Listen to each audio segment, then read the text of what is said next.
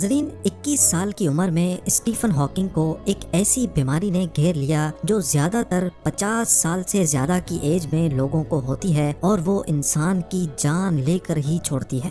Doctors کی طرف سے اسٹیفن پر یہ خبر بجلی بن کر گری کہ اس کے پاس زندہ رہنے کے لیے اب صرف 2 سال بچے ہیں۔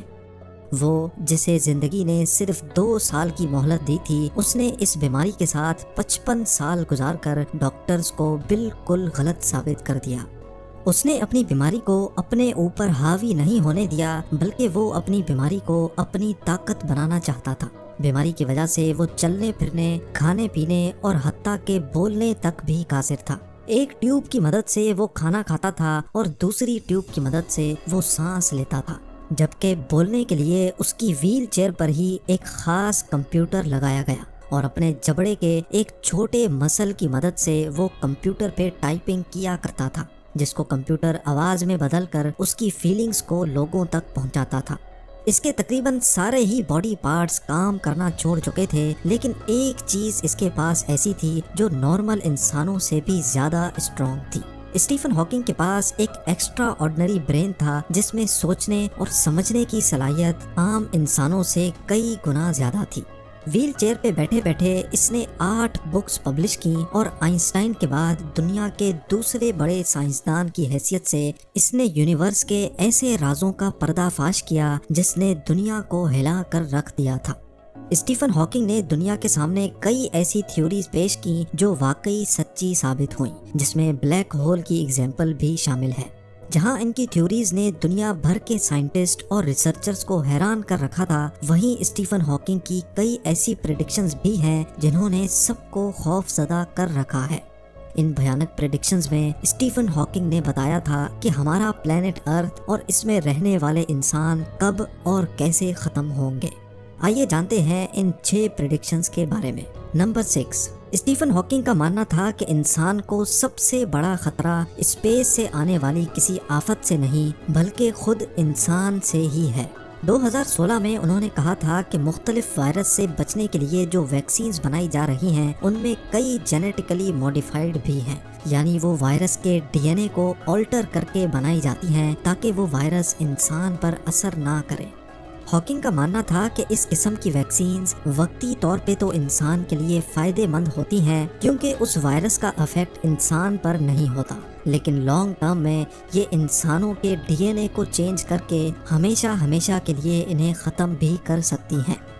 آج کل فارماسسٹ کئی جان لیوا وائرس کو ملا کر ایک سنگل شاٹ ویکسینز بنانے لگے ہیں، جس کی جیتی جاگتی مثال روٹاٹیک ویکسین ہے، جو اصل میں نیو بورن بیبیز کو روٹا وائرس سے بچانے کے لیے بنائی گئی تھی۔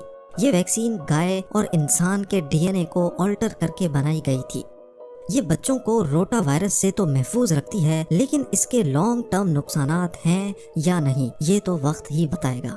نمبر 5، اسٹیفن ہاکنگ نے اپنی 55 سالہ بیماری کے دوران یونیورس پر کافی ریسرچ کی اور وہ اس نتیجے پر پہنچے کہ ارتھ کے علاوہ بھی زندگی موجود ہے اور ایک نہ ایک دن وہ ایلینز ہمارے پلانٹ پر قبضہ کر لیں گے۔ یہاں آپ کو یہ بتاتے چلیں کہ سائنٹیفک تھیوری کے حساب سے یہ یونیورس ایک بگ بینگ کے نتیجے میں بنی تھی، لیکن ہاکنگ کی تھیوری اس سے تھوڑی الگ تھی۔ ان کا ماننا تھا کہ صرف ایک بگ بینگ نہیں ہوا تھا بلکہ کئی اور بگ بینگز بھی ہوئے تھے اور ہر ایک کے نتیجے میں الگ الگ یونیورس بنی تھی۔ یعنی آسان الفاظ میں بات کی جائے تو ہاکنگ پیرالل یونیورس پہ یقین رکھتے تھے۔ بے شک ابھی تک کسی اور یونیورس کے ہونے کا کوئی ثبوت تو نہیں ہے، لیکن ہاکنگ کا مضبوط یقین تھا کہ کسی دن ارتھ پر ایلینز ہم پر اسٹڈی کرنے آئیں گے اور آہستہ آہستہ ارتھ پر قبضہ کر لیں گے۔ نمبر 4، 2018 میں اپنی موت سے صرف 2 ہفتے پہلے اسٹیفن ہاکنگ نے اپنی ایک سے زیادہ یونیورس کی تھیوری کو پروف کرنے کے لیے فائنل ریسرچ پیپر پبلش کیے، جس کا نام تھا smooth exit from eternal inflation, جس میں ہاکنگ نے بتایا تھا کہ ہماری یونیورس ایک بگ بینگ کے نتیجے میں تو بنی تھی، لیکن وہ ابھی تک ایکسپینڈ ہوتی جا رہی ہے اور ایک وقت ایسا بھی آئے گا جب ہماری یونیورس کو مزید ایکسپینڈ کرنے کے لیے انرجی کم پڑ جائے گی۔ اس وقت سارے اسٹارز آہستہ آہستہ بجھ جائیں گے اور ہر طرف صرف اندھیرا ہی اندھیرا پھیل جائے گا۔ ان کا ماننا تھا کہ یہی وہ وقت ہوگا جب ہماری پوری کی پوری یونیورس اپنے دی اینڈ پر پہنچ جائے گی۔ ہاکنگ کا ماننا تھا کہ اگر انسانوں کو اپنی نسلیں ختم نہیں کرنی تو ان کو جلد از جلد پیرالل یونیورس تلاش کر کے وہاں کسی پلینٹ میں جا کر بسنا چاہیے۔ نمبر 3، بے شک اسٹیفن ہاکنگ خود ایک روبوٹک ویل چیئر کے سہارے پہ تھا، لیکن وہ ان روبوٹس کا سب سے بڑا مخالف بھی تھا۔ روبوٹس ویسے تو انسان کے کام کو آسان بنانے کے لیے تیار کیے جاتے ہیں، لیکن ان میں دن بدن ایڈوانسمنٹ آتی جا رہی ہے۔ آج کل تو کئی ایسے روبوٹس بھی بنائے جانے لگے ہیں جو آرٹیفیشل انٹیلیجنس کی مدد سے ایسے کام کر سکتے ہیں جو انسان سوچ بھی نہیں سکتا۔ اسٹیفن ہاکنگ نے پریڈکٹ کیا تھا کہ ایک دن روبوٹس اتنے پاورفل ہو جائیں گے کہ وہ خود دوسرے روبوٹس کو بھی بنا سکیں گے۔ انسانوں کے اندر جو انٹیلیجنس ہوتی ہے وہ لمیٹڈ ہوتی ہے، جیسا کہ انسان ایک ہی وقت میں صرف ایک طرف دیکھ سکتا ہے یا پھر ایک وقت میں صرف ایک ہی کام کر سکتا ہے، لیکن روبوٹس کی انٹیلیجنس کسی بھی حد تک بڑھائی جا سکتی ہے جن سے انسان کا مقابلہ کرنا ناممکن ہو جاتا ہے۔ اس قسم کے روبوٹس کی جیتی جاگتی مثال اسرائیل آئرن ڈوم میں پائی جاتی ہے، جو کہ ایک highly intelligent air defence system ہے۔ یہ آئرن ڈوم ایک ہی وقت میں درجنوں میزائلز کو ہوا میں ہی نشانہ بنا کر پھاڑ سکتا ہے۔ نہ صرف اتنا بلکہ اس کے اندر کا روبوٹ صرف 1 ملی سیکنڈ کے ٹائم میں یہ پتہ لگا لیتا ہے کہ کون سا میزائل پاپولیٹڈ ایریا میں گرے گا تاکہ اس کو پہلے نشانہ بنایا جائے۔ اسٹیفن ہاکنگ نے پریڈکشن دی تھی کہ ایک دن روبوٹس اتنے زیادہ پاورفل ہو جائیں گے کہ وہ انسان کو اپنے کنٹرول میں لینے کی کوشش کریں گے اور پھر کامیاب بھی ہو جائیں گے۔ نمبر 2، یہ بات تو ہم سب جانتے ہیں کہ انسان کی فطرت میں غصہ اور لڑائی جھگڑا موجود ہے، جس کے کم ہونے کا کوئی چانس نظر نہیں آتا۔ اس لڑائی جھگڑے کی ایک ریسنٹ ایگزامپل رشیا اور یوکرین کی وار میں دیکھی جا سکتی ہے۔ اپنے لڑائی جھگڑے کو سپورٹ کرنے کے لیے انسان نے ایسے جان لیوا ہتھیار بھی بنائے ہیں جو ایک ہی پل میں پوری دنیا سے انسانیت کو ختم کر سکتے ہیں۔ ان کو ویپنز آف ماس ڈسٹرکشن بھی کہا جاتا ہے۔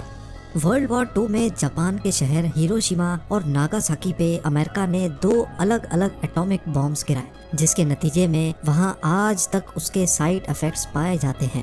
اسٹیفن ہاکنگ نے پریڈکٹ کیا تھا کہ اگر انسانوں نے ایک ساتھ رہنا نہ سیکھا تو ایک دن یہ آپس میں ہی لڑ پڑیں گے اور اپنے پاؤں پہ ہی کلہاڑی مار کر نیوکلیئر وار اسٹارٹ کر دیں گے، جو اس دنیا کا آخری دن ہوگا۔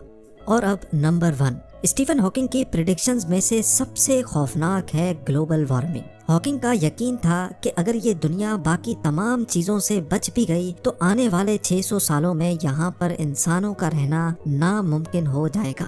اس وقت سارے جنگلات جل چکے ہوں گے، سمندر کا پانی ایوپریٹ ہو چکا ہوگا اور انسان کا نام و نشان بھی نہیں بچے گا۔ اس کی سب سے بڑی وجہ بڑھتی ہوئی آبادی اور ناقابل یقین حد تک فوسل فیولز کا استعمال ہوگا۔ ہاکنگ کا کہنا تھا کہ اگلے 600 سالوں میں ارتھ کی ویسی ہی کنڈیشن ہوگی جیسی ابھی وینس پہ ہے۔ ارتھ کا ایوریج ٹیمپریچر 250 ڈگری سیلسیس تک بڑھ جائے گا، آسمان سے پانی کی جگہ سلفیورک ایسڈ برسا کرے گا اور آگ برساتی گرم ہواؤں کی رفتار 360 کلومیٹر فی گھنٹہ تک پہنچ جائے گی۔ یہ گرمائش اتنی ہی ہے جتنی کھانا پکانے کے لیے ایک اوون میں سیٹ کی جاتی ہے۔ ناظرین، جیسے اسٹیفن ہاکنگ نے ڈاکٹرز کی دی گئی صرف 2 سالوں کی مہلت کو 55 سالوں میں بدل لیا، ایسے ہی ہم سب بھی اپنے ارتھ کی لائف صرف ایک درخت لگا کر بڑھا سکتے ہیں۔ امید